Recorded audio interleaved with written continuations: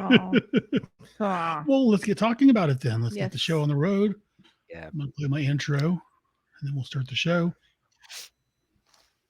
Experimenting on playing something new. What? Just now looking at the private chat. Oh. Like, what? I didn't see who wrote what. And I'm just saw get your pussy on camera. I'm like, oh my God. Though today on Facebook, I saw this thing and my daughter-in-law was just like horrified. I was reading out loud. It was called the drip stick. And women stick it up their hoo-has and it's a cum sponge. And it's supposed to suck up cum after you've had sex. Oh, And okay. I was reading about it and I was laughing my butt off because it's like, this is not used for your butt. Best time to use it. No. And I was just laughing.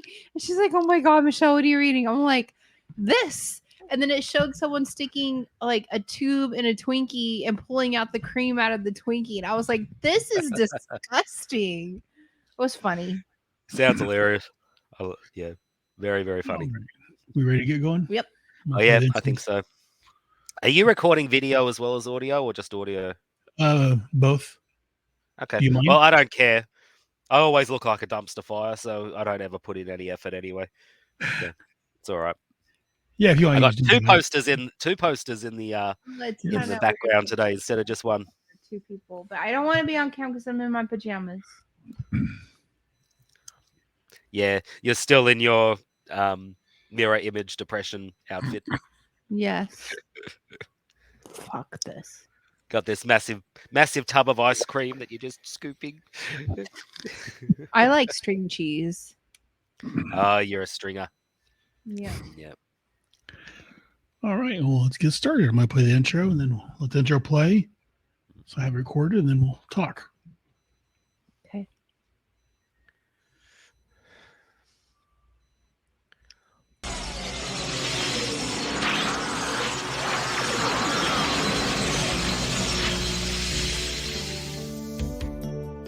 Welcome to the Starbright Project, a Headcast Network podcast about one of the greatest TV shows ever created, Quantum Leap. I am one of your hosts, Aaron Moss. I've been a Quantum Leap fan since 1989. I discovered Quantum Leap through my mother. I was in my room at the time when my mom came in and told me there was a show that I needed to watch since it was about time travel. So I turned on NBC and settled in to watch my first episode. Man, I was hooked. Watched every episode. I rewatched it when it was re-aired on the USA Network and then later on other channels. Joining me is my wife and co-host, Michelle Moss. Hello. Unlike Mr. TV, Hey, I resemble that. I can't say that I had the same experience. I may have seen 2-3 episodes, and what I did see, I thoroughly did enjoy. When I met Aaron, it was one of those moments that surprised him when I told him that I actually knew of the show. Though, I didn't tell him how little I had actually seen. Here it is 14 years later, and now I'm watching each episode in order, one by one, as if it was a new primetime TV show, and I truly am excited. I do hope my inexperience will bring some nostalgia back to some of the old fans as I relive some of the mysteries and ask some questions you may have once asked back when you took your first leap with Sam and the rest of the Starbright Project crew. Join us monthly as Michelle and I settle in and watch the entire run of Quantum Leap. I'm the Quantum Leap, expert on the show. And I'm going to be the one asking a lot of questions, but hopefully helping reignite people's love for the show through a fresh pair of eyes. And we can experience it together on the Starbright Project podcast.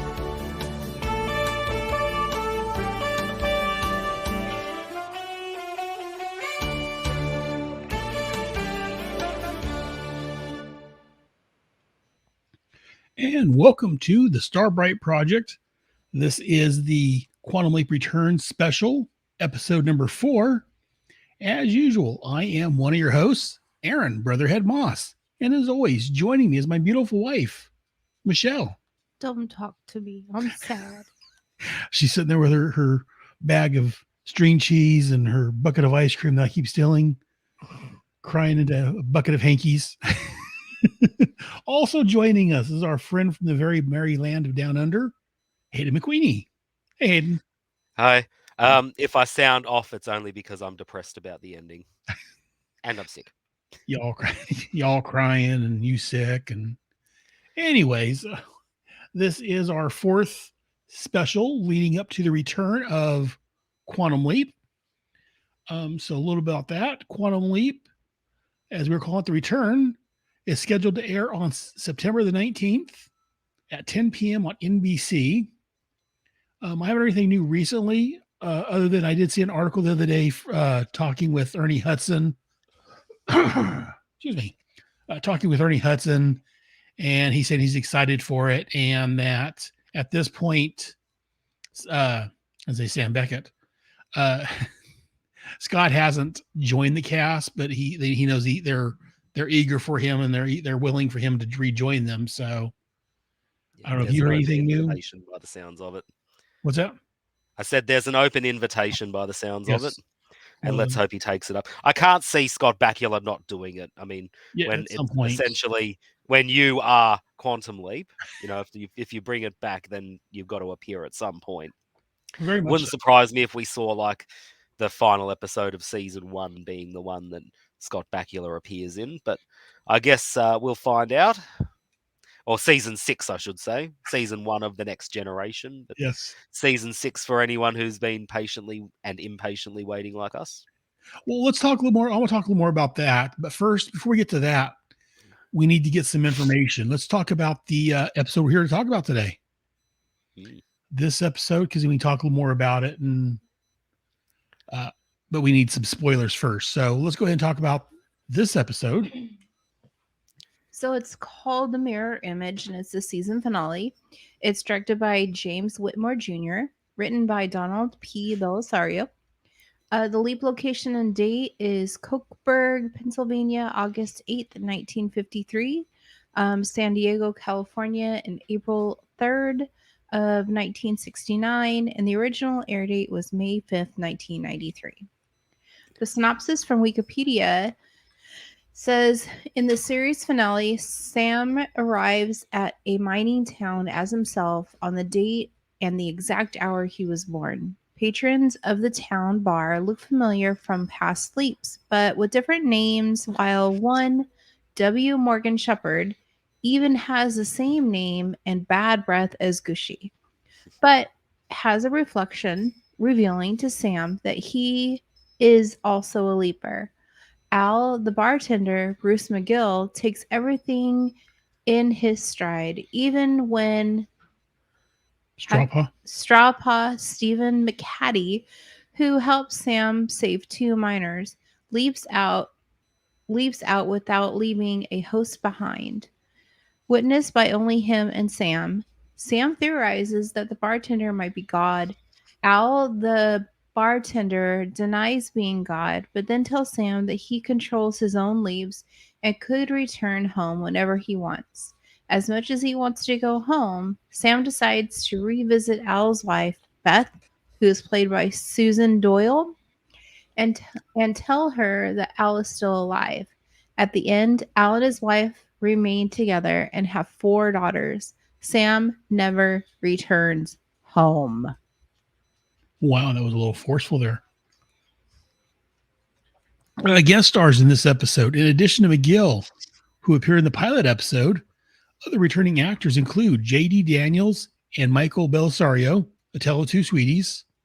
That was the 2 little boys on the bicycles. Mm-hmm. John D'Aquino and Brad Silverman from Jimmy, Richard Hurd from Future Boy, Dan Butler from Southern Comforts, and Mike Gianofisa, I'm probably mispronouncing that, from Double Identity. So that is Mirror Image. We're done. Goodbye. I listed it as a season finale. I guess technically it's a series finale, but... Well, season finale as soon as season 6 starts. And yeah, just a short time from when... Well, it's a little over a month from when we're recording this, but sooner than that. Yeah. By the time it's released, it might be pretty close to starting time. Yeah, I plan on releasing this the beginning of September, or maybe closer to the actual air date. Still debating when to release this one. But, anyways, this was Sucky. mirror image, and we're done. So I get the feeling you didn't like this one very much, Michelle. It was a great episode. I hated it. I know I've seen this multiple times. Hayden, I'm sure you've seen this Yeah, several. millions of times. I literally broke down in the middle of it and started bawling my eyes out because I was like, Sam doesn't have Al anymore. And like, because I just kind of looked over at Aaron. I don't know. Why don't you describe it? You probably can describe it better than I do because I don't, it was all blur. It was like she was watching a car accident with her family and her parents involved. And she was just like horrified at what she was seeing. She's like, what? But Sam doesn't have Al. And Sam's never going to see Al again. Yeah, I was so in between heartbroken. tears and sobs, and my kids are looking at me, and I'm like, now I know what my daughter felt like when Dog with the Blog was over. But yeah, no, I came to the realization that like at that point, Sam was never going to see Al again, and that did not go over well with me at all. Well, how do you know Sam's not going to see Al again? He's still out there leaping. He could leap in and see. Because Al isn't working with the project anymore that he was. How do you know with this? His wife and kids. Because if he was with his wife, who knows that he's going to be back working on that? How do you, like, no, it didn't make sense to me. Well, you did watch the found lost ending though, didn't you? Where Al is actually at the project and trying to find Sam with that's Beth. like fan fiction though, Hayden. Like it didn't It's not happen. fan fiction when it's written by the writer of the episode. But they chose not to use it. They chose not to use that, so it did not happen. Well, the only reason Donald didn't choose not to use it. NBC or Universal, I'm not sure who made the call, but the higher up said, you know what, we're done with the show, no more. So that's why it didn't get used. So it didn't get used. So if we didn't have the internet and all of that stuff, we would never have known that. And it doesn't change anything. That's like having like Clue, the movie Clue, with all the alternate endings. Though there were alternate endings, this is how it really happened. But there's nothing saying that Al didn't work for the project other than you saying it. Making that conclusion. On the plus side, Don Belisario actually was asked about this, and he did explicitly say that there are some events that are always destined to happen. One of them is Sam and Al meeting, becoming friends, and Al working on the project. So that's actually never going to change. Whether or not Al's actually able to find Sam is another story. But Al as long definitely as is Al there. is looking for Sam, I'm okay. Yeah. So see, I took that lost ending as a never seen but actually happened in the background. Yeah. That's in my head canon. Well, that's your head canon. My head canon really was not very nice to me. Look, I do understand where you would get that conclusion from. I mean, we know that Sam and Al met at the Starbright Project, and it was mainly because Al had been having a bit of a breakdown and Sam helped him. And part of the breakdown probably was because of trauma from Beth and other things, but he was still a Vietnam veteran. He still had a lot of stuff going on. He still had alcoholism and all that sort of stuff. So there's still a very good chance that he would have still had a breakdown and Sam still would have been there to try and help him put the pieces back together. So, yeah. And so rest assured, Al is always going to be at the project unless Sam accidentally kills him again. I read somewhere where someone said that Sam was dead in the imaging room or something. That there was some kind of fan theory that Sam was dead in the imaging room. Fans are stupid. Well, I understand that theory as well. Essentially, the theory is because we saw Storper, who's essentially someone who's dead and leaping around trying to put things right that have gone wrong. Apparently, he's had to go through it several times until he got this correct. kind of permutation where he was actually able to succeed and move on. Because of that, people think, well, did the leaping process actually kill Sam, and is that how Sam became a leaper? I don't believe that's the case, because if it was the case, then why would Sam's aura still be in the waiting room? Why would Sam be replacing people and bouncing them into the future, Well, better. rather than leaping like Storper does, Well, leaving he did go see Donna himself? too, so I say, and a better point is, yeah, he leapt into his own body. When him and Right. Sam, when him and Al switched places, he was in his own body. So I mean, that kind of Yeah. no, it was just something I Sure, read, and I yeah. was just like, oh my goodness. And then Yeah. another theory was that there's actually like two Sams because they spelled Beckett wrong. Look at Hayden's face was like, ah. You could tell, like, I've been reading up on this stuff because Yeah. I'm now that like, I she's want seen to it all, hear. or the important parts. Well, I want to read all the fan like things Wanks. that are going on because I'm like, well, maybe one of those I can jump on and I'll feel a little bit better. But All right. to Well, be how honest, about we talk about what actually goes on? okay, that sounds good. But I have to say this, talking to you guys, I think I need to rewatch it with the mentality of everything will be okay. That's the way I look at it. And I'm excited to talk to you about this because, like I say, I've seen this episode, I don't know how many times in my life, but I haven't really had a chance to sit down and talk to anybody that's a Quantum Leap fan, because there's a lot to unpack in this episode. Yeah. And a lot of it answers questions sort of, but it also leaves a lot.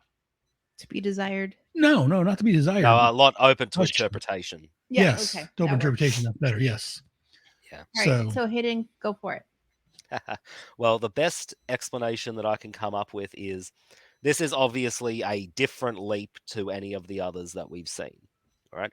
So there's actually no real reason to believe that this bar in Kokeberg is a real place with all these real people here that Sam is supposed to be helping, like Tonchi and Pete. And there's no real reason to believe that Al the bartender is God or anything like that.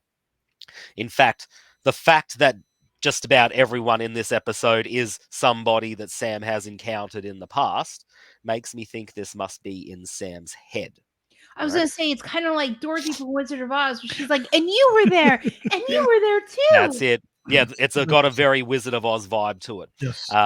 Partly because, everyone that he sees reminds him of someone, Or is either very, with name very or special to or that's right. me.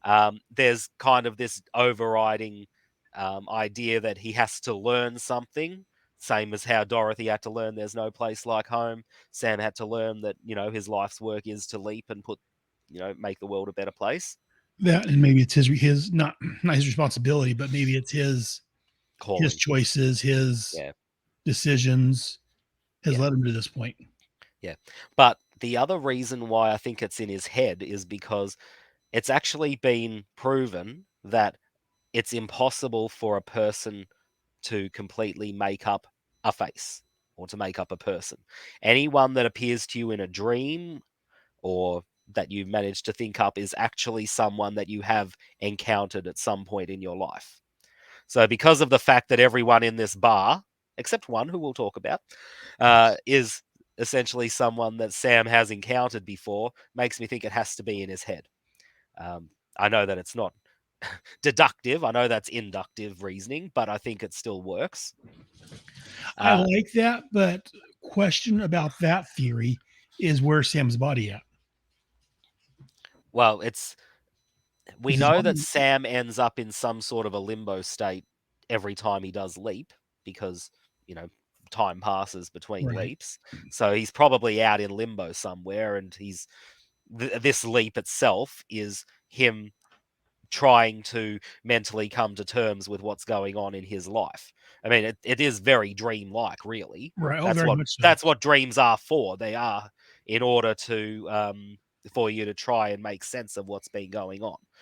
And then your mind just wanders and ends up more surreal than what you would have expected before. But that's what dreams are. They are trying to get you to make sense of stuff that you are going through.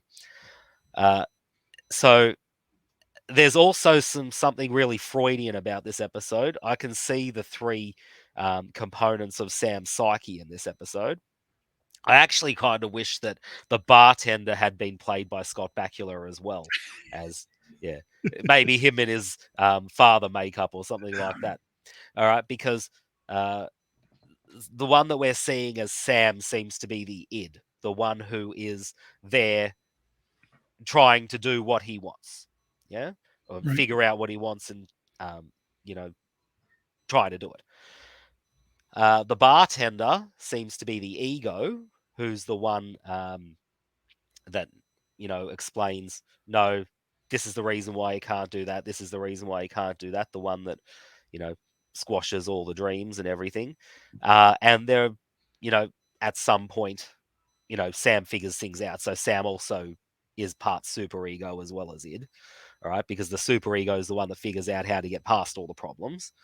But yeah, I actually do see the parts of the psyche appearing in this episode as well. Um, so yeah, that's my interpretation of it. It's Sam mid leap, and he's in some sort of a dream or luminal. Is that the right word? Liminal state. Some sort of a dream or a liminal state uh, where he is essentially trying to come to terms with the fact that he's probably not going to go home. I think he's already on the path to accepting that before Right. this episode even started, and the fact that he does want to continue making people's lives better. And So that's the reason why he didn't go home. It's because he chose to keep leaping. Uh, he knew that he could go home anytime he wanted, especially because he came to this conclusion himself. If you recognize that, it's something happening in Sam's head. Uh, it's just he kind of needed to work through it in his own little way. It does also seem to be some sort of a threshold he's had to pass. He's going to now be more like a stopper leaper, where he's not going to replace people. He's going to be leaping as himself and then leaping away, leaving nothing behind, and no one actually having any memory of him being there, but remembering the good that's happened. So, so question. yes. With all that being said, hmm how does he get back to Al's wife then? Was that where he was leaping to? Yeah.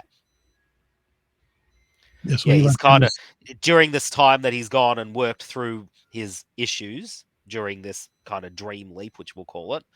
Um, yeah, it was him essentially deciding what path to take and then realizing, oh, yeah, I've got to put this right for Al. And that's why he leapt to Beth. I like that theory because it answers a lot of questions I've had over the years about this. Hold on a second. Wicket, Hang on a second. come here. Let me have that before you chew it up and put it in your intestines. 1 second. She's got to yell at her dog. Let me have that.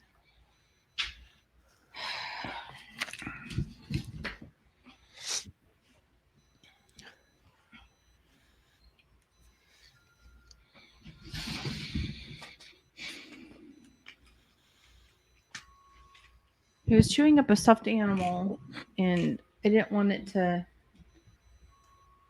I didn't want him Die. to split. Yeah. Okay, go on.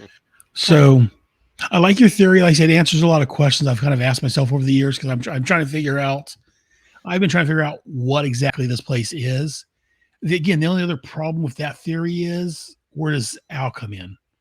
Because they actually find him and Al leaps or not Yeah, leaps to yeah, him, yeah. but comes to him. That's Yeah, the only. comes to him in the imaging chamber. Yeah, I get that. And I'm glad you brought that up because I was going to get there, I swear. Oh, the vomiting part where he's like, "I'm dizzy." No, just that if this is all in Sam's head Right. and he's in limbo, how does because Al actually they find him in Cokesburg the Yeah. day he was born, and Right. Al goes in the imaging chamber and actually visits him and talks to him. Yeah. For a few Well, moments. the theory that I have, and part of this is actually like that idea I was talking about where you can't make someone up. Mhm. But there is someone there he's never encountered before, and that's Stopper. And that would pretty much blow my theory out of the water if it wasn't someone that Al knew. Because remember, when Right. Sam and Al Simo leapt, they actually ended up with a little piece of each other, and there's no guarantee that they ever ended up completely as themselves when they switched back. In fact, they probably didn't. Um, And So, because a part of Sam is Al, it would make sense that he'd be seeing some people that Al might have encountered in the past, like his uncle. And also, that would explain why Al is able to find Sam because a part of him is Sam. So, they have this kind of permanent connection. I mean, Well, what about Gushy? what about Gushy? He was in that episode too. Which Gushy? Not the long-haired Gushy, but the real Gushy. Real Gushy was in the present, 1999, With Al with Al. Yeah, trying to find Sam. Right. yeah, He was really there in the future or the present for them. yeah, And then Al went in the imaging chamber Mhm. when they located him. yeah. I don't think they would have been able to do that if Al didn't have this connection to Sam. Not just the neural connection, but the fact that they've kind of swapped parts of each other. They have a part of each other in them. Right. So, uh, And remind and me, that might explain how also Al knew that it was his birthday. He just kind of had this feeling that it was Sam's birthday. right. So, Just the wrong one. yeah. But Which brings up an interesting point. Apparently, Ziggy can see into the future because they scan all his birthdays up until the end of the 21st century. Yep. Yeah, which is which kind interesting. of answers a question that I think Michelle asked quite a while back: is can Sam leap into the future? Yeah. I know Deborah's talked I think Deborah said that they talked about doing an episode about that, but this kind of also confirms that maybe he can leap into the future, Yeah. since Ziggy can scan into the future. Yeah, and that if we do take like the planned scripts and the stuff that was filmed and cut as being canon, which I think we probably can because it's from the creator, there actually are longer endings that may or may not have been filmed. Probably not, because Deborah said they ran out of money. But the plan was after Beth encourages Al to leap after Sam and find him, that Al would have to go to the bar and talk to the bartender, and then he would leap after Sam and end up at a space bar in the future, leapt into some, really gorgeous woman with great tits, apparently, and sees her in the mirror and is like, oh boy. And that was how season 6 was supposed to start, or at least season 5 was supposed to end. So, yeah, it would appear that future leaps were going to be on the cards. And it would have been interesting to see how that would have played out. But yeah, it was. It seems clear that they were thinking about how things might end up being if they were going to do futuristic stuff. Right. Yeah, and we could see little seeds of that in this episode too. And see, and I'm still working your theory in my head because I like it because it answers a lot of questions I've had. But Mhm. there's still some questions about, because they talk like when they found him, they actually found him in a place, not in limbo. In the Yeah, present. because they'd be seeing what Sam's seeing. If Sam has manifested himself into this sort of liminal space, then that's what would appear in the imaging chamber as well. Just soaking that in. I've had questions about this for years, and Yeah. for a non, I mean, there are other interpretations as well, but this is the right. one that makes the most sense to me And in this episode, which makes very little sense. yeah, it's a great But this episode. is one good thing about the episode, though, because it does give us stuff to think about and talk about, try and come up with our own Theories. interpretation of Yeah. it and make our own sense of it. If you take it as being Sam, being in some sort of a dream state, trying to work through issues that he's going through and moving on to the next stage of his leaping life, then I think everything, fits together really well, especially with how they designed everything to be around Right. For the most familiarity, part. essentially. Yeah. Yeah. There are other theories around. Albie had a great theory that the bartender is actually Don Belisario, and we're seeing Don come up with new ideas in this episode, essentially, literally a character of Don. And the Right. reason that they cast Bruce McGill was because he has such a striking resemblance to Don Belisario's own father. In fact, the bar itself is a recreation of um, the bar that that Don's father did have, even down to like cracks in the plaster, stuff like that. They Yeah, I've very heard that. faithfully recreated it. So But- so it does make sense that maybe we're in Don Belisario's head rather than Sam's, but ultimately for all intents and purposes they're the same thing. So I like your theory a little better than that one, because I've always wondered. I'm like, well, because my thoughts on it for years is I was confused because I say they talk like it's a real place, but because they're able to center him on and they're like, well, he's in Cokesburg or whatever it is, so that's a real place. So it's he's, but the fact that everyone there is people he's met in the past, except for Gucci. I mean, Gucci's name and the bad breath, but the Gucci and the younger Gucci in the mirror aren't, and then Uncle Steve. But Well, apparently to me it kind of seems like the fact that at least Gucci has the name of someone he knows right, makes me think these people are probably someone that he has met in the past or subconsciously seen, just someone that we as viewers haven't. right. But the fact that it is related again to something that he can interpret. So, do you think that the reason why Jimmy and his brother are there? I have two different theories on that. Number one is because he leapt into them twice, into Jimmy twice, so it was a bigger imprint on his brain. Yeah. Or that they're a really special one, but he's had other very special ones. So I feel like the imprint of being in Jimmy twice. I can't remember if he's done other leaps twice with different people. No. Well, Lee Harvey Oswald, but Lee Harvey Oswald, and then there's the trilogy. He kind of, but not the same. He lived with the same person, That's what I'm saying. Same person. Yeah. Exact same person. Just Oswald. He did it twice with Oswald. He leapt in multiple times in Oswald. Yeah, it was about 6 or 7 times. Oh, Jesus Christ! I don't remember that. Yeah, he was leaping around different parts. Different, sections of Oswald's life. Same person as Oswald in the same leap, but going through different time frames of him.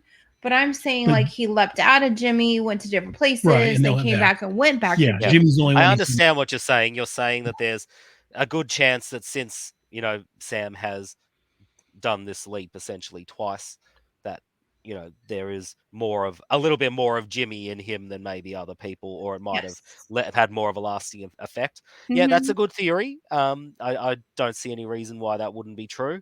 Another one that I can think of too is that there seems to be like, how will I word this? I'll word it kind of like in this dream, everything seems to be centered around Al, if that makes sense. Like Al's uncle's there, and I mean ultimately it's so that Sam can figure out to keep doing his life's work, but also that he needs to put something right for Al. It might also be the fact that the leap was so important to Al because it had the connection to his sister. So, with your theory, you don't think Uncle Steve wasn't really a leaper? You think that was just Sam's imagination, or? Well, it could be that this bar is actually in limbo, and maybe it is just where leapers do go once they're, in between leaps, and that's where they recuperate and, grow their hair and all that sort of stuff. But so, as for whether he was a leaper or not, well, there's an episode that Michelle hasn't seen yet, but there is an episode called "It's a Wonderful Leap" where we see something very similar happen. So it makes me think that it's not out of the realm of possibility that this could be something that Sam makes up in his head. Well, because that would make more sense because Sam's the one who built the Quantum Leap project or whatever. Right. And Al's uncle was way before that. Yeah. Well, the idea is that sense. Well, the idea is that this idea is that when some people die, they, as angels or spirits or whatever it is you want to call them, they go from life to life trying to help people out. So it's not because of Stopper being someone who stepped into the accelerator and vanished. It's because of the fact that Stopper died so long ago and is now taking on the sort of role as a leaper in inverted commas and helping people. Mm. So And on your theory and working that maybe Uncle Steve was an angel, not a leap, or maybe he was there to help. Maybe he wasn't there to help the miners per se, but he was there to help Sam come to grips with everything. yeah, well, it seems like everyone in this leap is there And to help right, Sam and come Sam to get envisioned his him as grips. leaping because that's Yeah. what Sam knows. Yeah, and also being essentially the only person that Sam has never encountered before, either consciously or subconsciously in some way. Right. It makes sense that there would be something more surreal about Stopper than everyone else. So, because Sam's having trouble coming to terms with Stopper more so Right. than anyone else. Yeah. Which would make sense because it's the part of him that's Al, which is actually manifesting Stopper. Yeah. Yeah, so that's my 2 cents. I like that. I'm not 100% convinced yet, but I like that more than anything else I've thought over the last 30 years. Look, I have heard other theories which are varying levels of good or bad. A good theory that I think Chris had was that the significance of Tonchi and Pete was that if you were, say, you were a doctor, right. Eventually, people's problems would be very repetitive. You can't really get too attached to any one person, especially if they're going to be dying off. You just need to recognize that you're there to help them, but then you need to move on, not so much trying to hang on to them too much. So by putting people there that he does feel closer to than anyone else in any of his other leaps, he might be realizing that he needs to learn to help people and move on.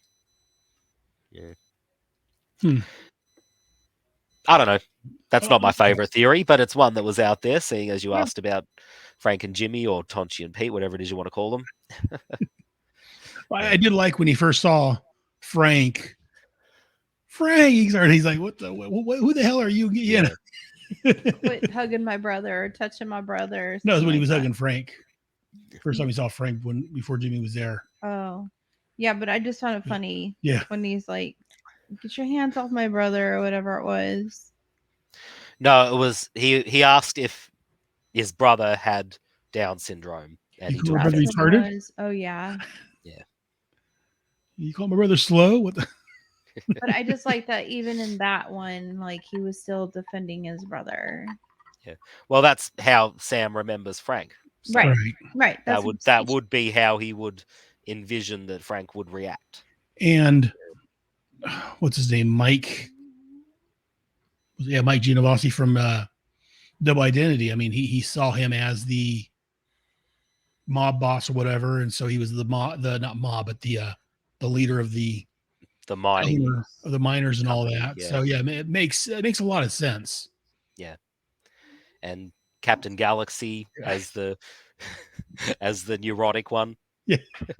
Yeah, no, that does make a lot of sense. And that I mean, I still have questions, but I mean that makes a lot more sense than anything I've come up with in the last 30 some odd years. So yeah, that's good. Yeah, and what else was I going to say? Oh yeah, also, when he does have the chance of getting the information that he wants with the lottery, of course he can't win because he can't give himself new information. Right. So, yeah, I mean,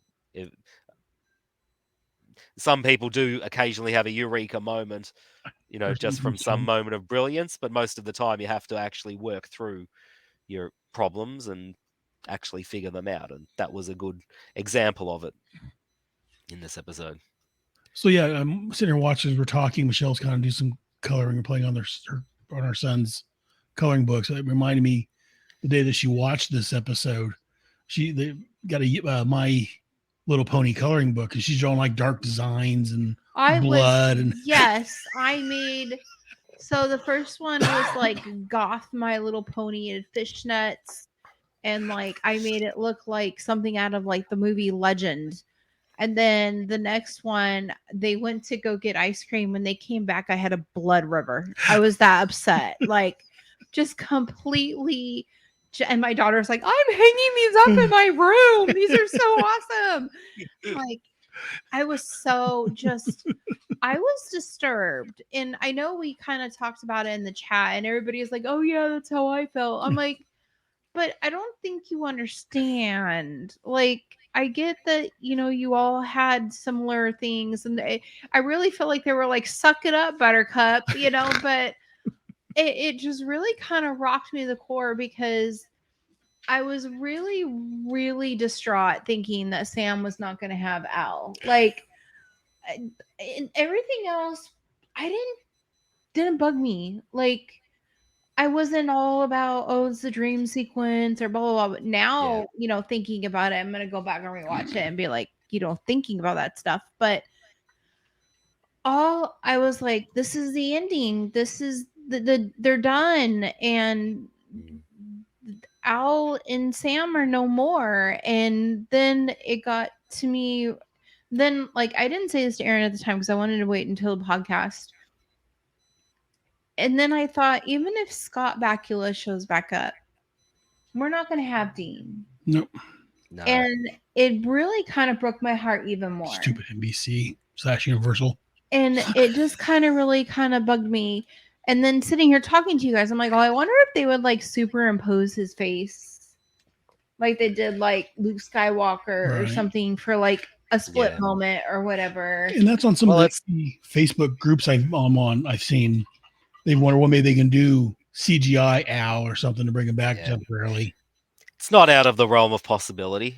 So we know that there are Dean Stockwell impersonators out there, at least for voice, because he played Duke Nukem in the first couple of seasons of Captain Planet and then was replaced, and it was a very similar voice after being replaced. Oh, so I didn't realize that. So there are people out there that probably could do stuff like that. It would depend on what story they were trying to tell. Yeah, I'm sure if it was the right kind of story and done respectfully, then hopefully his family would allow it. Yeah, but, and then I got to thinking that I will say that I love the fact that he went back and unselfishly gave Al's wife that information and did that for Al. And to me, that's why it felt so final, I guess, is because they made it feel very like he had a hard choice to do. Yeah. About giving up Al, almost, it felt like, and giving Al to his wife. Mm-hmm. So there was that feeling of that's why Al's not coming back. I could see that. Because he had, I mean, otherwise it'd be a no-brainer, really, to be honest with you. See, I just racked up the guilt for not doing it the first time. Well, yeah, he has guilt, but I mean, even so, he went back and he did that, but there has to be some kind of give or take for that to happen. Yeah. You know, there's a push and a shove. Oh, definitely. No, I see where you're coming from. Yeah. And so that's where my brain went, was like, he was kind of giving up his friendship with Al to give Al, because, you know, he thought about how much Al loved him. And then when Al was like, well, this is why I've got all these problems. And, you know, he knew in the long run that would fix Al even more so than just what he and Al have now. Right. And that's, you know, how do you give up your best friend? You know, but you would do anything for your best friend, right. You know, especially if they were still hurting even now. And you know he was, because he had that dance with her. And I'm sure that really haunted him in a lot of ways. And so that's where my brain was at, was like, he's given up Al for Al's happiness. Yeah. Well, look, you're not the only person that came to that conclusion. In fact, until some of the lost footage did resurface, you know, that's the interpretation a lot of people had, and a lot of people still have, because they think that makes the most sense. But the other thing I'll point out too is that in Quantum Leap being a time travel show, there's always going to be the possibility of paradoxes, but they take the stand that paradoxes are just something that can't happen. So Oh, if logically speaking, what they were talking about could result in a paradox, then they're just going to say, no, it's always going to be the path where the paradox doesn't happen. So and when you're talking about paradoxes, that brought up what I was trying to say earlier was, and I'm not sure if I clarified myself or said it as eloquently or whatever. Um, I read something where they were saying that there was two Sam Beckett's because the way they spelled his name wrong on the end thing was like there was that Sam Beckett and then the other Sam Beckett. That was something else that I read. Yep. Well, it's a theory. I don't like that theory, but it's Have you it's a heard that theory. before? Yeah, I have. Okay. And they seem to think that, you know, it's all about mirror images, and that one of the images is the Sam that ends up going on and continuing to leap, while the other image is the one that does get to go home. But I don't like it. It's not my cup of tea. I Has like the idea of him choosing to continue to Yeah. leap and me too. always And being out there to help out. And I don't like it because it basically contradicts the very end of the last title credit. Even though we don't like it, it says he never leaves home. I mean, and even though they misspelled the name, I rack that up to just like we Has talked about. anybody ever Idiots addressed behind the that? scenes. What'd you So say? many people have pointed it out. No, I Uh, mean the creators, Don or Donna, Has anyone asked about why they Don or misspelled it? Don Nah, or Deborah? Deborah. I don't think was so. gonna call her- No, it's just a silly error that was made when they had to create this very, very quickly. That's what I So rack it up to. So I don't. yeah. Again, I don't But listen to a what lot I of was fan theories because a lot of yeah. But what I was saying though about the paradox sort of path is, Mhm. like I said, they take the stance paradoxes just can't happen. It doesn't happen. So if it ends up being a situation where there's the possibility of a paradox, it's always going to go down the path which avoids the paradox. So it actually can't be the case that Sam would prevent himself from being able to create the project with Al, because of all the times that Al's been needed for Sam to actually get through all of the leaps. Al saved Sam's life several times. Sam has saved Al's life too, that sort of stuff. And all of that has to happen so that Sam can go back and leap and save Al's marriage. So, in doing so, he can't erase all the previous stuff that's happened in previous leaps. So, it still has to be a version of the timeline where they're still going to be together and able to get through the previous leaps. which makes me really worried because if Sam has needed Al so much, Yeah. and now Sam doesn't have Al because he did whatever he did, that makes me sad again. Because I mean, yes, Al's looking for Sam, or yes, he's working for the project, but how does that, if Al's future is so different, and I don't know, I'm confused. That's why I don't like time travel. It makes my head all wonky donk. Okay. Maybe Well, Yeah. have you ever heard of what's called comic book time? Comic book time? Yeah. That's every day in this house.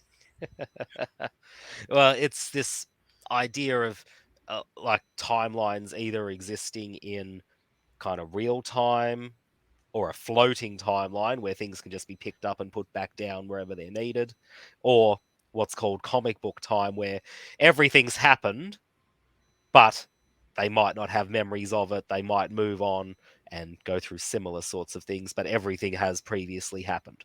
Um, so it seems like there's this idea of comic book time going on. So Sam still has to go through all the leaps. Al still needs to have to go through all his kind of cathartic therapy that some of the leaping has provided, like going through MIA and realizing he needs to move on, getting some therapy from Dr. Ruth, all that sort of stuff. He still needs to actually go through that so that when he does end up in the revised timeline where he has Beth, he doesn't screw it up and he can actually keep a relationship with her, if that makes sense. So everything happens, even if it's in another timeline that no one else remembers. But they still experienced it, and they still have learned from it and have grown from it. So I'm confused, but okay. I might be getting a bit too existential here, but yeah, just remember everything still happened, but it just is the fact that whatever timeline they're actually in is the one Basically, that they're living. he said there's multiple through. timelines, basically. Okay. Yeah, but they had to live And- through the experiences of all of them, Yeah, even if they only remember what's happened in the one that they're actually in. They somewhat remember what's happened in these other timelines. They may not. Not consciously, but they subconsciously have learned from them. It's still a part of them. So, I mean, Al, in the current timeline, if you will, he returned from Vietnam. Beth was there waiting for him. Some mysterious stranger showed up and told her to wait. Sam and her stayed married, had 4 kids, 4 daughters. He went to work for the project, But in his mind, somewhere in the subconscious, he knows, I don't know if knows is the right word, but part of his mind knows that, he's had these 5 different marriages, this thing with Tina, and so forth and so on. Well, we're all a product of our experiences. Right. If you were to consider everything else having been erased, then he'd be an entirely different Al and might not have had the experience and the experience that is needed to actually help Sam get through those portions of the project that he needed help getting through. My point exactly. He still needed to have those experiences from what happened originally before Sam changed everything. So that's why I say comic book time is what seems to be what's going on with Quantum Leap, because all these experiences still build Al and Sam, but even if they don't actually remember it because they're living in a new timeline now, but they've still been built from it. They still have learnt the lessons from it and are the people they are because of them. I like that. Yeah. Okay. Maybe. I don't know.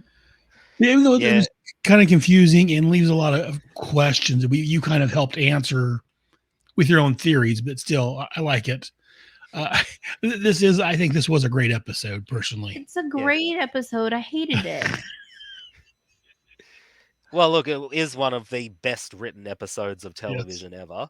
And especially when one considers the fact that Don had to write this not knowing what the direction of the show was going to be. He had to write an episode that could potentially be the final episode of the whole show, one that could be a season finale leading into a new season after a holiday, one that could end up being led into a telly movie or a feature film or something like that.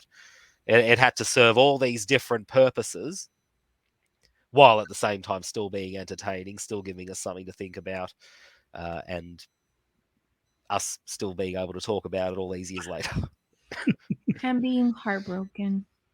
Yeah. And you know what? I think that Dawn and Deborah and the whole Bloom and Brady bunch did a great job. A TV show that ended almost 20 years ago can bring this kind of emotion from Michelle, who doesn't watch a lot of TV. She doesn't really get, me. I can say I just finished binging over the last couple of weeks the entire original Star Trek run, because I never sat down and actually watched them all in order. I just sat and watched them all while I'm working over the last couple of weeks. Michelle can't do that. No. So for her to get this invested in a show shows that the character, especially Dawn, since he wrote this last episode, did a great job. And I think a lot of it was a lot of the writers along the way, because if Michelle hadn't been watching, if this was the only episode she watched, she may not be as invested because she doesn't know of the history between Sam and Al. Yeah. But seeing all this has been happening to him, even though she hasn't watched all 90 some odd episodes yet, the couple dozen she's watched so far has left this impression on her and made it very emotional for her to watch this last episode. So, which is really good writing. Yes, very much so. Well, I wonder, Michelle, after our discussions, have your feelings on the episode changed at all? Like I said, it was a very great episode. I hated it. Not so that's a no. No, I mean, yes and no. Like, I feel a little bit more comforted. Comforted Yeah, that word. I feel more. at ease? No. No. I Or at feel peace. no. I can accept some of it a little bit more. Like, I can swallow it. Mhm. However, for instance, this is a little side note. My best friend and I, whenever we used to go and watch movies, after it was over, he'd look at me and be like, "So, how is this supposed to end?" And I would like retell the whole movie with my happy ending, and I'm like, "This is how it's supposed to be. This is who was supposed to, like, no, that's not the way it was supposed to happen." I really, as much as like I could say this is how I'd want it to happen, I'm okay with how it happened, but I'm not okay with it at the same time because my heart hurts about the Al and Sam thing. Right. Yeah. However, that being said, watching that, there was no point in time where did I feel like it was something from the 90s. No, I'm serious. Like, that could have been played today on Right. NBC and it would have lived up to the quality of the show and everything. Like, they could just pick up from like they are season 6 Right. or whatever. And I don't find any I know there's nothing that didn't make it timeless. Does that make sense of what I'm saying? Like, it was so, Nothing set at a certain time for you. yeah, it was so well done. And that's the entirety of Quantum Leap. That's why Don kind of did Quantum Leap, because except for technology wise and what Yeah. we can do, the show's not set in 1989, 1990. No, I'm just saying, like, And when you look back, you see that, every episode, is a different time period. So that was the whole premise of the show. But and that's what you're saying. That's what I'm getting at, is that that last episode was so well done, you can't even tell that it was a 1993 TV show. episode. Yeah. Right. I mean, it's like Star Wars. Yeah, the technology was bad, but that thing has lived up to the test of time. You know what I mean? Like, Yeah. it's a timeless piece of cinematic beauty that will forever be part of people's cultures, and it kind of makes me sad that there's people out there who haven't seen it or have really given it much thought, or it's just, like, we've watched the Goldbergs, so we've watched Modern Family or whatever the case may be. It's just a TV show. Right. This, to me, maybe because we just love it so much, but it's really just like an art, Mhm.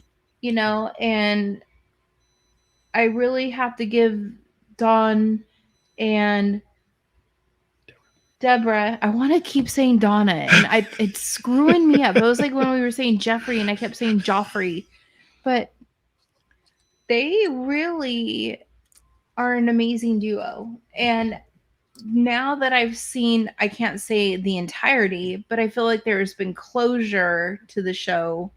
Now, like, the rest of it's just going to be fun watching stuff. You know what I mean? And learning new things here and there and that kind of stuff. But I really feel like even if I didn't get to see any of the more episodes, like, I have closure, not closure by any means, but like the show can end there, and You've seen enough to have seen the show. I mean, yes, it's nice to see a lot of these other episodes, but yes, the show's complete for the most part. yes.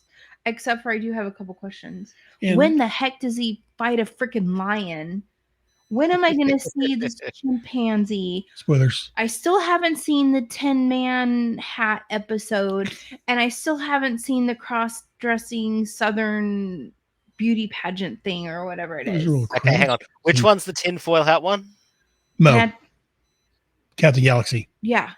Oh, yep. Seasons 3 and 4. So those are like my questions. Like I saw him like shooing a lion somewhere, and I'm like, what the heck? Early season 3. Mm. Yep. Keep going. Just shows you like how many I still need to watch. Oh yeah, no, there's quite a bit. And Well, like make yourself a list of the ones that you do want to see. We can do a Michelle's requests special. and since we've already blown out my original concept of the show anyways, but Yeah. but Well, with a time travel show, it doesn't need to be a linear timeline, that's for sure. touche.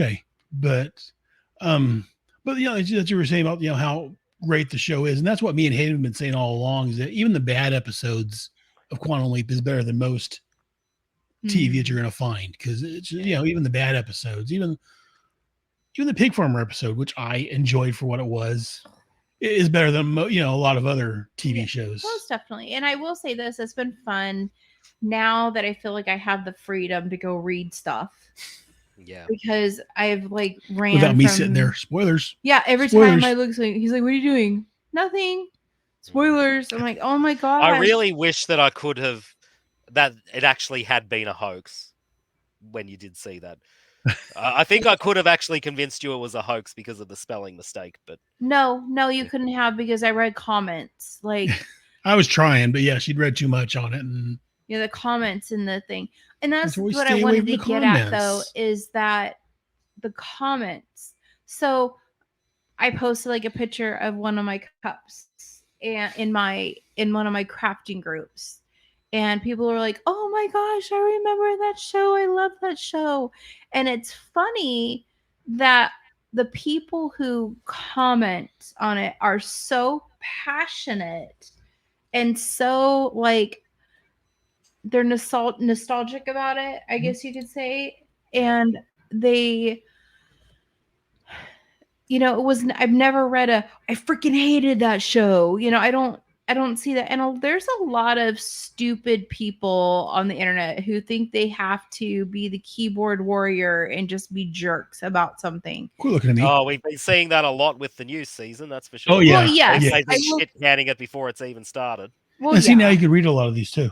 Oh, I've been doing that since. You can see some of the posts I get angry about, and It's woke PC bullshit. Yeah, so Yeah, was the original show. I mean, but yeah, so I'm like, apparently it says someone that apparently hasn't seen the original show. I mean, Yeah. that's for the 90s. It was very, in quotes, woke. That's like people complain about Star Trek. In fact, I'm going to do an episode of my Head Speaks here soon. I'm going to talk with another guy that's a big fan of Star Trek. People complain about the new Star Trek. Oh, it's woke. Did you ever watch the original Star Trek? Oh, yeah, but it wasn't in your face. Have you watched the original Star Trek? There's a lot of episodes that's very, for the 60s. it was very For sexist. very, well, besides that, for the late 60s, it was very woke, very, you know, politically correct. You know, they had an episode about black and white tensions, and the people they were talking with were literally half black and half white. And they didn't like each other because one was, their left side was black and the right side was white. And the other people was reversed. And they didn't like them because their colors were reversed. I mean, talk about in your face and very, you know, very. And then they realized they were looking in mirrors.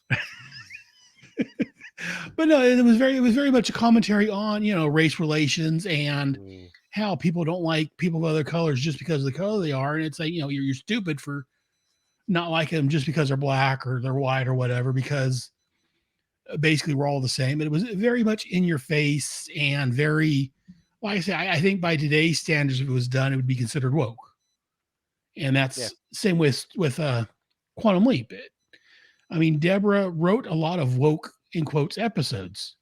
Yeah, like The Color of Truth, talking about segregation and sexual harassment. And there was the one about the gays in the military and the interracial marriage. And what else was there? There was one about the KKK and I love lots that of them. So, but yeah, no, especially the ones that Deborah wrote. Deborah was very much in the 90s what they would call woke today.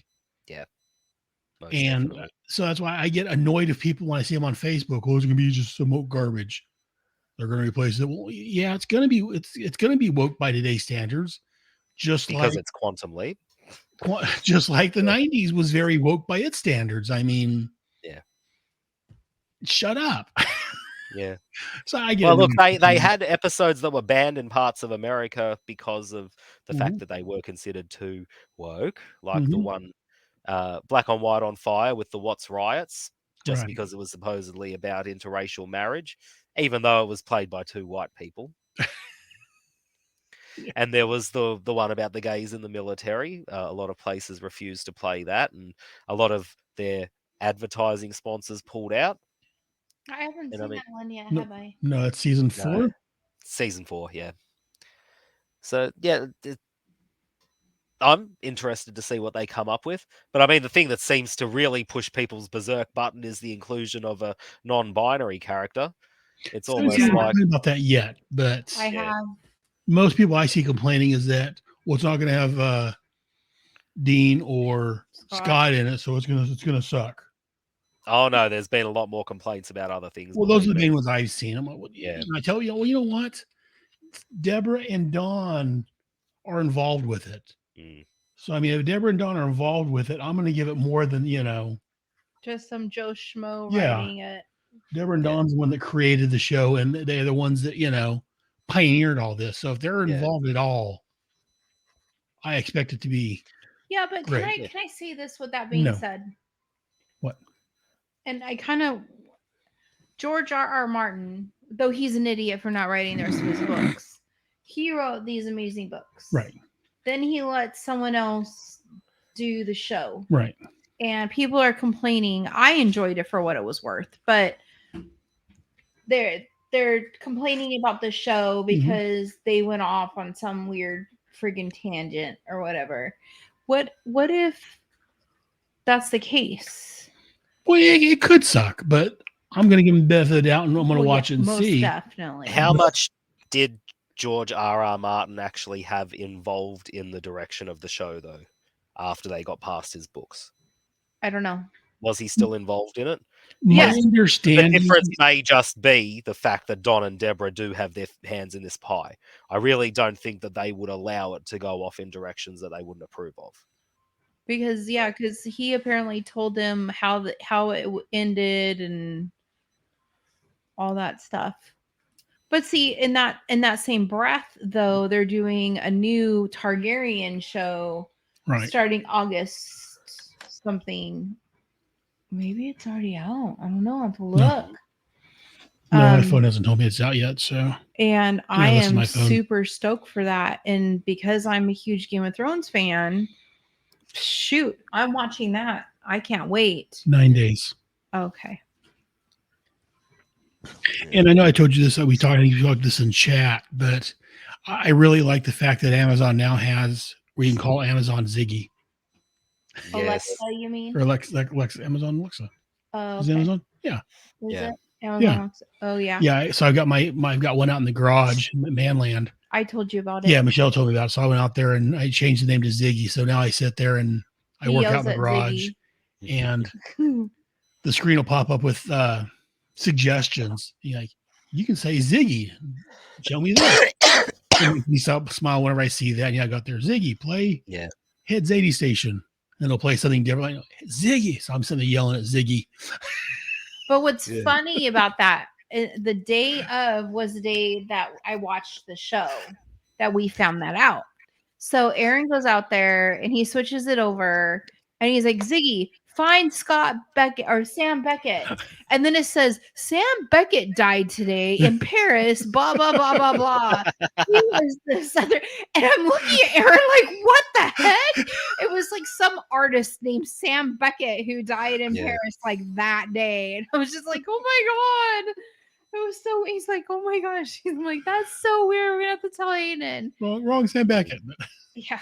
And then speaking of him yelling at it, I always tell him that our neighbors are gonna think we have somebody locked in our garage because he'll be in there before he had it named Samuel or whatever. And so he'd be in there, Samuel.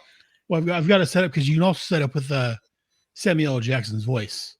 So I've got that set up also on there. So I knew either Ziggy or Samuel. So he's like, Samuel, put on the news. Samuel, do this. Samuel, do that. And I'm half deaf, so I don't speak clearly all the time, and it doesn't understand me all the time. And so it's Samuel, play Head's 80 station.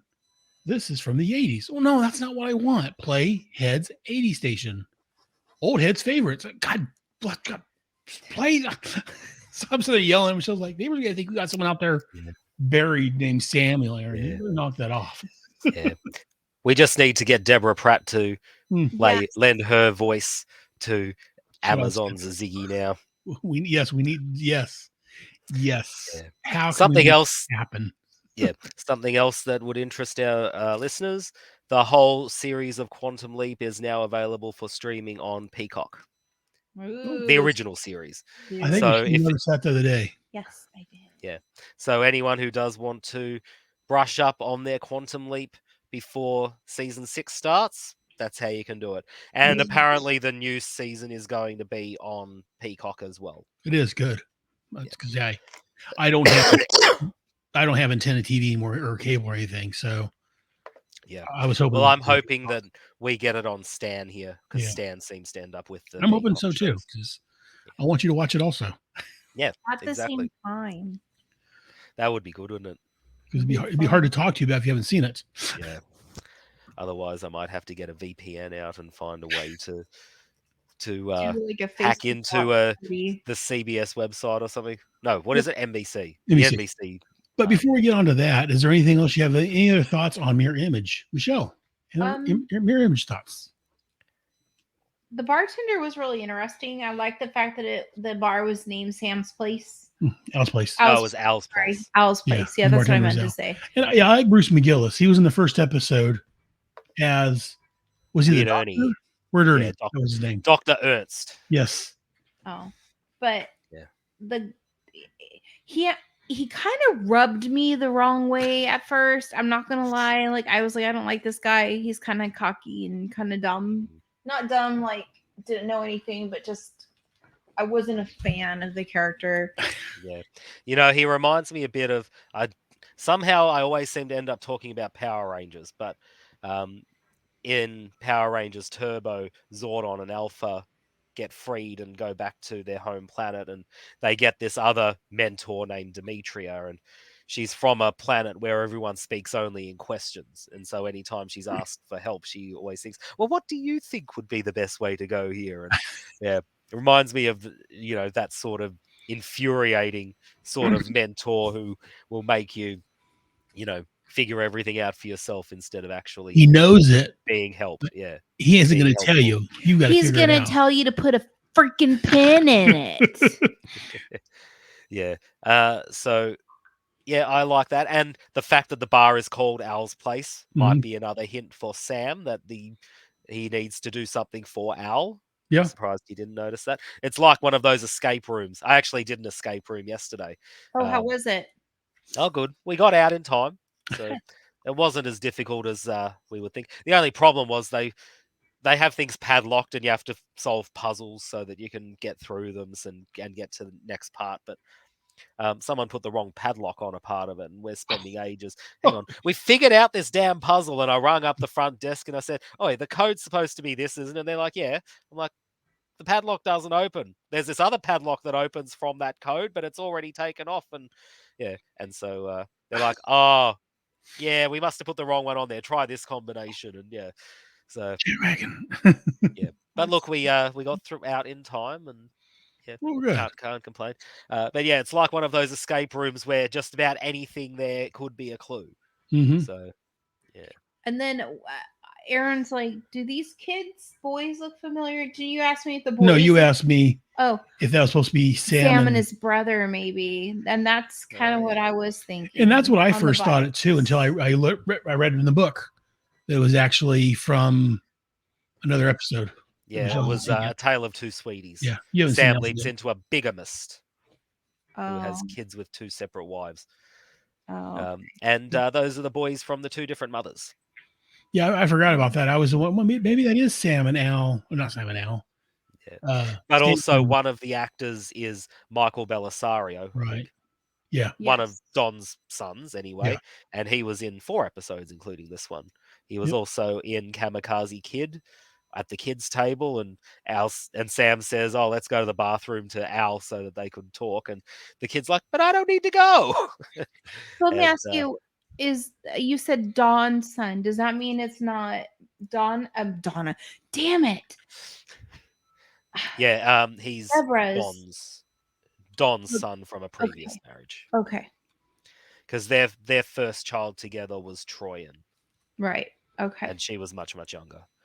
Yes. Well, maybe not much younger, but younger. Mhm.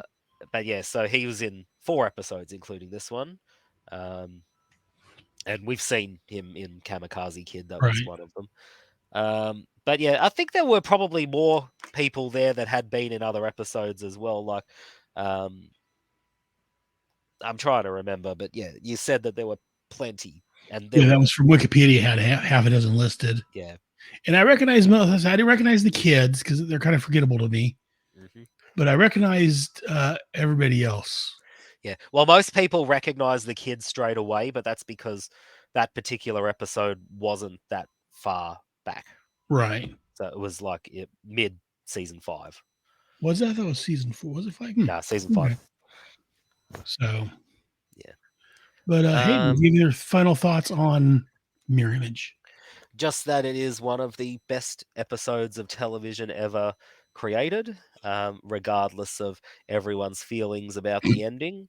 I admit I ended up quite shattered afterwards the first time, or the first few times I saw it as well. But it's one of those things that you have to really absorb and digest and have time to have time to come to terms with. So yeah, I honestly think that if it had been written like Sam clicks his heels 3 times and ends up back home, which apparently was an option that they were thinking of. Deborah says that she really fought for Sam to be still out there leaping. Um, I think that if they had gone that particular route, we wouldn't be talking as much about this episode and about the series as a whole. Right. Um, It as probably we have wouldn't been. be season 6 either. You Yep. never know. That's it. So, yeah, a great episode. Always fun to reminisce and talk about. And I'm glad that you agree with some of my thoughts. I haven't heard many of your theories yet, Aaron. So maybe you could give us some of those before we finish up. Yeah. I didn't have a lot of theories. I had a lot of questions. I was wondering, is it some mythical place, maybe kind of along the same lines what you were thinking of, a limbo type place?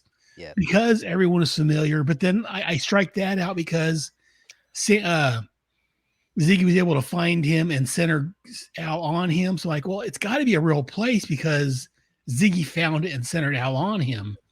Is it like heaven? I don't. Is Bruce McGillis God? Is he time? Is he fate? Is he whatever? I don't. I love Bruce McGillis, so I don't mind seeing him in anything. But what is Bruce? So I didn't really have any firm convictions He's or the any ego. thoughts. Yeah, I like that. But yeah, I've always teetered back and forth. Yeah. I haven't had a firm grasp on this episode. I've loved it, but I've had questions for the last 28 years about where is this? So is your geek What's heart feeling going good on right now? What's that? Is your geek heart feeling better right now? Oh, very much so. Yeah, like I say, it doesn't answer all the questions. There's still some on there, but I like Hayden's so far out of everything I've ever heard and my own thoughts on it. I like Hayden's I do too. thoughts on it. I like his. Hayden, you're a good guy. Don't Oh. like him. But Michelle, when you were talking about the geek heart, I thought you said, "Is your geek heart on feeling better now?" not too. A little column A, a little column B. But no, it's a great episode. Like I say, even though I've had questions for the last 30 years on it, I love this episode. And like I've said before, I think the ending wouldn't be, I don't know, as special if they had changed Georgia on my mind. Because like I say, even if I'm like in Walmart and they'll play that every once in a while on the radio, and I'm a a cynical old bastard at this point in my life that I don't let my emotions out. But when I hear that, I thought, oh, it makes me think of this episode and MIA. my A. So it just makes me want to tear up a little bit just because makes me think about Al and, you know, his wife and Sam and all that. Just, oh, but no, it's a great episode. And like I said, don't have any firm theories on it. So I'm glad that after 28 years, I'm able to actually talk to somebody about this and Yeah. get some other thoughts on this. Hopefully, this therapy has been useful. Yes, it has. Very much so. Much like We'll name Al and this the Dr. therapy Ruth. of brotherhood. Yes. Yeah. Well, like that one post you posted. Why do you guys Create podcasts do instead of podcast going to therapy. therapy? I'm like, yeah, that's why I've got so many podcasts, because I see we need so much therapy. But anyways, I've forgotten what the response was. Something like the same reason women do TikToks or whatever it was. I can't remember. Hang on. Let me see if where did I send it to? Did I send it to the Starbright Project?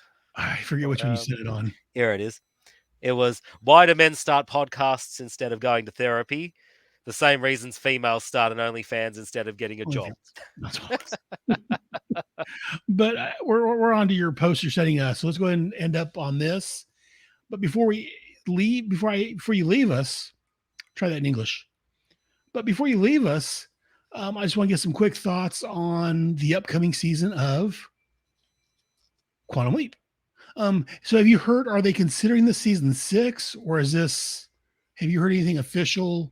Nothing official, just that it's a continuation, but it's kind of a distant continuation. So my best guess would be considering it's something like a next generation sort of thing. But everything from the original series obviously still happened. They are using Sam's theories apparently, and they're so you could consider it season 6, I guess, and that's what I jokingly call it. But it seems to be kind of just like some continuation.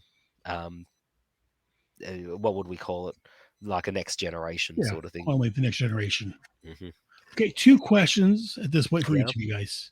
Okay, let's start with you, since you're more familiar, Hayden.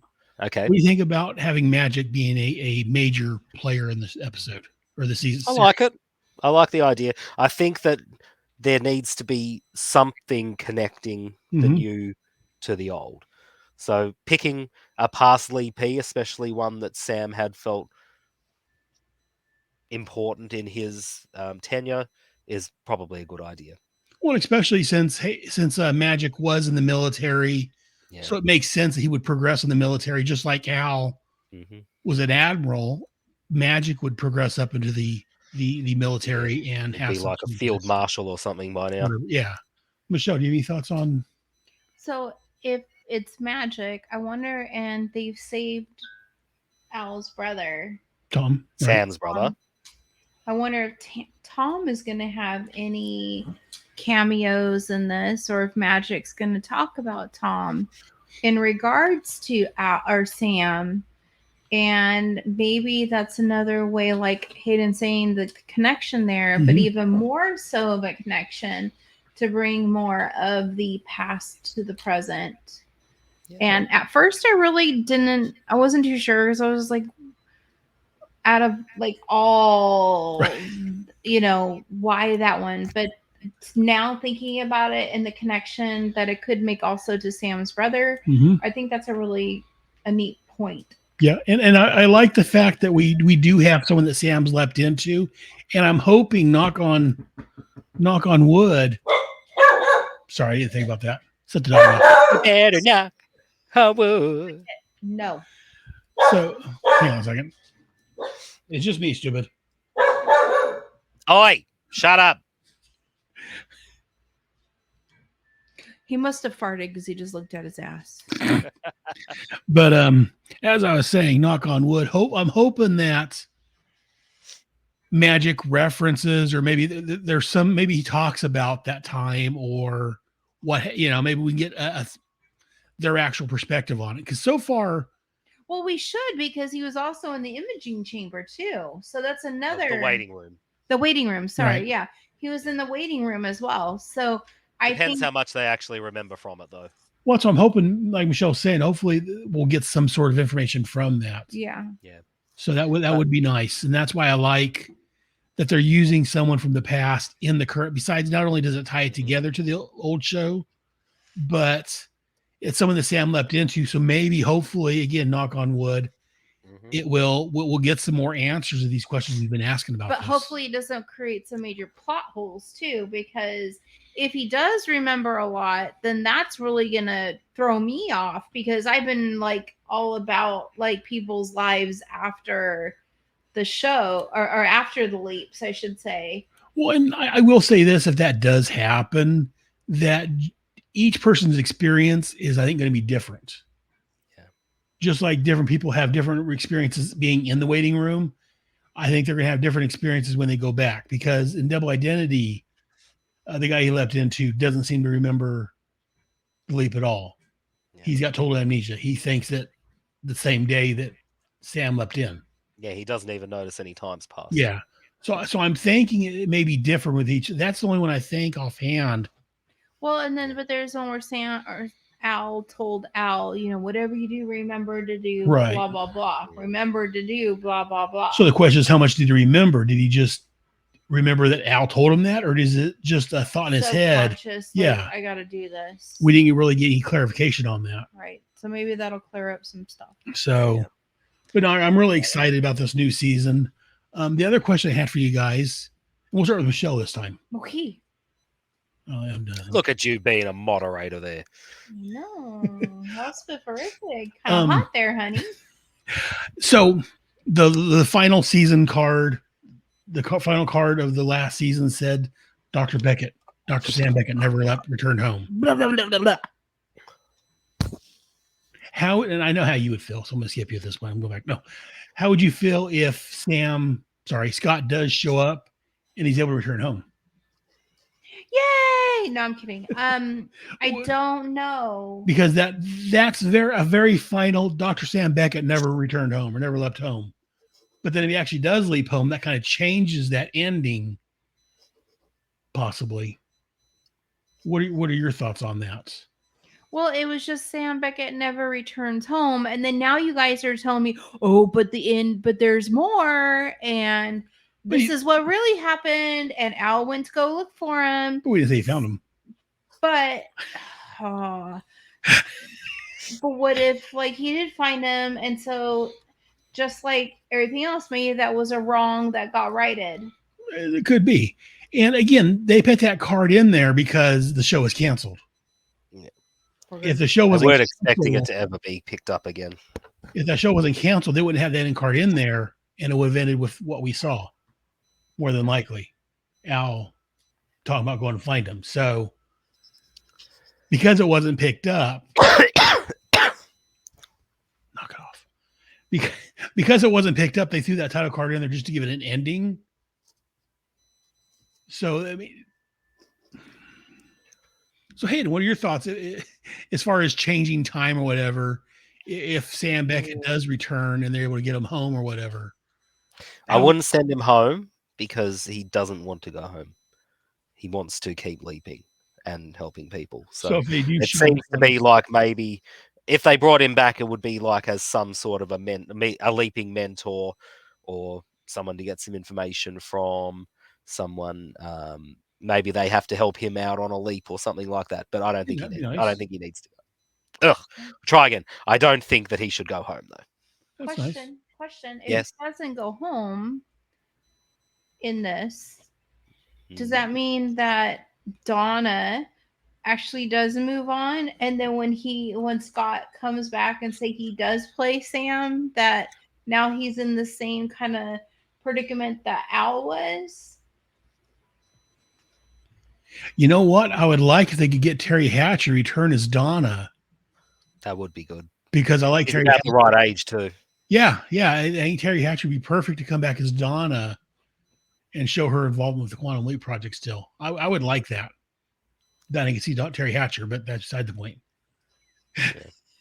But no, I would like to see Donna return with the real Donna, not something that I wondered. Whatever. Speaking of Donna, we know she kind of gave Sam a permanent hall pass so that he can do the dirty job he's got to do. But it's kind of been revealed that Ben and Addison, who are the Leaper and the hologram, are actually supposed to be either engaged or married. I can't remember which. how's Ben going to be able to do the dirty job when he's leaping around if he knows that he's got a fiance/wife? Well, I'm assuming they're going to use the Swiss cheese memory with him. The only Mm. problem with this scenario is, if I remember right, from what I read, Addison is his hologram. Yes. Yeah. And if she's a hologram and also his fiance or whatever it was, I want to say fiance, but maybe wife, whatever it was. I can't remember if it was Yeah. fiance or wife, but I'm they're going both ways. definitely together. Yeah. That's going to make it an interesting, even if he doesn't remember how they're involved, it's going to make it interesting on her if Dr. Song has to Bump ugly. Sleep his way to the top. yeah, or woo women, or be basically a Sam Beckett. That's going to make it an interesting twist. Because in the original Quantum Leap, like you said, Donna gave him a hall pass, and he didn't remember Donna, so it didn't really bother him to fall in love every couple episodes or whatever needed to happen. But if the wife or fiance is there in your face, that could make things very interesting. Done properly, that could be a very nice twist. Well, it'll be interesting to see how it plays out, Mhm. because it seems to suggest to me that maybe they're not going to have a different love interest for Dr. Seong every episode like they did have with Sam. Or every other episode. Right. Yeah. Because they're not trying to make him a sex symbol. We'll see. But no, I'm but no, I'm definitely interested in seeing the new season. I don't care what haters online say. Yeah. Because most of the ones I've seen is, it's going to suck because it's woke. Doesn't have Dean. It doesn't have Scott, so it's going to suck. Well, give it a chance. The original creators are involved with it, for God's sake. Yeah. I mean, at least watch the first episode and see what they do with it. Jeez. It's not like they're re-envisioning Al as a woman. This is a different person that's going to be, she's taking Al's place in quotes as being a hologram in the observer, but it's not like they're re-envisioning Sam as an Asian and Al as a woman. These are totally different characters. And from what we've read, it's going to be tied into the original. So I'm definitely interested in seeing that as soon as it airs. I'm interested in seeing their tech. Like, what's the tech going to be like? Oh, the tech. Yeah. I heard tuck. I thought you said they're tuck. That's what I'm like, what the tuck? Are they turning Quantum Leap into Drag Race? No, I'm curious what the tech's going to look like. What Ziggy's part is going to be. And we did see a very small picture of the hand link. So it'll be, interesting to see what we end up with. It better have lights. That's all I got to say. So I'm still trying to how we're going to do the show from once the show starts, because I still want to keep up with the regular episodes of Michelle catching up on the old episodes, but I also I don't know if this is going to go bi-monthly, every other week, and do 2 episodes a month. Well, how often are the episodes going to be coming out? Like the new episodes? I'm assuming it's a weekly show. Is what I'm assuming. We'll have to learn how to speak properly so that these things need minimal editing, and that way we can get them out one for each episode. And that's what I'm thinking. Maybe starting to do. Well, actually, God, I'm gonna have to play with that and see how we're going to do this, because I do want to cover the new series. Oh, absolutely. And I do want to keep covering the old series, because again, I love watching these and I love seeing Michelle's reactions.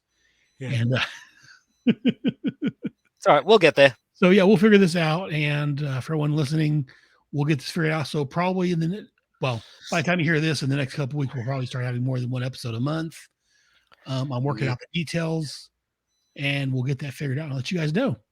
But Michelle, either Mirror Image or the upcoming Quantum Leap, any final thoughts? I'm just excited for the new series. I'm excited to keep watching the old series. I'm very grateful for the both of you for sticking through with me and my questions and my shenanigans and my tantrum tantrums. And I don't know about that either, but the questions I love. Like I said, I love the fact that you're coming this as a newbie in quotes, and you have all these questions that me and Hayden me either had 30 years ago and haven't really thought about since then, or a fresh perspective and a woman's perspective even, and you have thoughts that me and Hayden didn't even think of. So I also think it's going to be fun for us to watch the new one together because Yeah. It'll be something new for all of us. yeah, because but they your were all background, newbies. I'm wondering how much of your backgrounds will actually play part in Right. the new stuff. So that'll be interesting. Oh yeah, this ties into this. Yeah, and this, we do have know. that background a little more than you do at this point. So we might still have pin in it where we're like, oh well, now that they mentioned this in this episode, now we got to go watch, him fight a lion because I'm still kind of curious about that. Yeah. So what you wanted Here, the Aaron. lion, you wanted the stripper, you wanted Kiss, you wanted the beauty pageant, you Yeah, wanted She what wants else them was all. there? The chimpanzee. She wants them all. Mm. yeah, like We'll get there. Just We'll gonna get have to there. wait at this point because, but yeah, especially if I'm going to start doing a weekly podcast, I'm not going to have time to Well, do. look, let's try and do a Michelle's request special. Get another few episodes just quickly done, and then we'll see how we go from there. We'll But see. Depends on my mood. I also want to point out that we still have that contest going and no one's written in, so I don't even know if anybody listens to our podcast. Well, and again, I may edit this all out. I don't know yet, but I just released that episode a couple days ago, Okay. or a week ago. All right. So, and I've Never no mind. one written in yet, but that's why I was going to edit this in later. At the beginning of the episode, I'll edit in Okay. the contest winner if we have anyone that enters. But yeah, I just So really anyone listening, if you enter, you've probably got 100% chance of winning. A whole DVD disc set of, or Blu-ray disc set of the Quantum Leap series 1 through 5. Yep. So See, everyone's waiting until season 6 is on Blu-ray now too. yeah. Oh God, can you imagine the box set that would come out with that? Oh, that's like the Star Wars one where you hold out for everything and then you So that's my realize you question can't is, afford it. next year, do I buy season 6 when they release it, or do I wait and get the whole collection? No, and then- we You'll might- get everything. I probably will because again, I'm retentive and obsessive compulsive, and I was gonna message you and call you Okara the other day. I like owning these things. But anyways, that's gonna do it for this episode. Unless you guys have any other thoughts. No, I'm all mirror imaged out. Hayden, It's only so long I can look at my beautiful face. Too much of a good thing is a bad thing. and there's only so much I can look at you too. So, Hayden, thank you very much for joining us this evening to talk about mirror image and No worries. the upcoming season. Yep, Yes, always a thank you. pleasure. Thank you. I'll be with you soon to discuss plans for the new season and how we're going to do that. Yes, we will. And Awesome. I guess that's going to do it. All right, guys. Have a good night, sir. We hope you feel better. Have fun with your friends. Yeah, will do. Enjoy. Right, we'll see you later.